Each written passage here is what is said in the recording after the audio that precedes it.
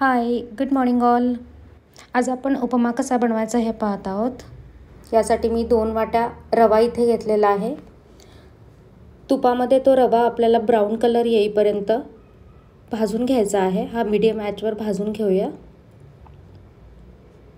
त्यानंतर त्यासाठी लागणारे शेंगदाणे आपण ब्राउनिश कलर येईपर्यंत तळून घेऊया.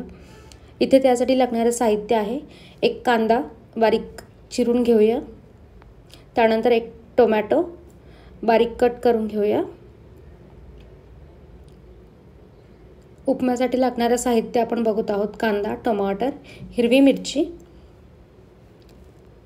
मिरचीचे बारीक काप काढून घेऊया. त्यासाठी लागणारी कोथिंबीर आपण बारीक चिरून घेऊया. आणि हा कढीपत्ता आपल्याला इथे लागणार आहे. नंतर मोहरीचा छान तडका, कढीपत्ता, मोहरी आणि कांदा ब्राऊन कलर येईपर्यंत कांदा आपल्याला भाजून घ्यायचा आहे. 1 मिनिट आपण हा कांदा भाजून घेऊया. त्यामध्ये बारीक चिरलेली मिरची आणि कट केलेला टोमॅटो. ही फोडणी आपण एक अर्धा मिनिट मस्त तळून घेऊया.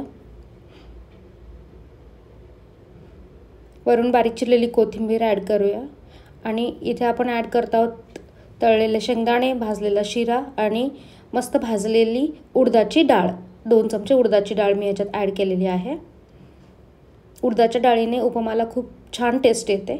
हे एक अर्धा मिनिट आपण भाजून घेऊया. आणि यामध्ये 2 कप आपल्याला गरम केलेलं पाणी ॲड करायचं आहे.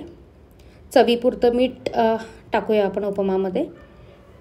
आणि एक 2 मिनिट आपल्याला हा उपमा वाफलून घ्यायचा आहे. हळदीचा खूप छान रंग आपल्याला इथे पाहायला मिळतोय. वा, खमंग उपमा रेडी आहे.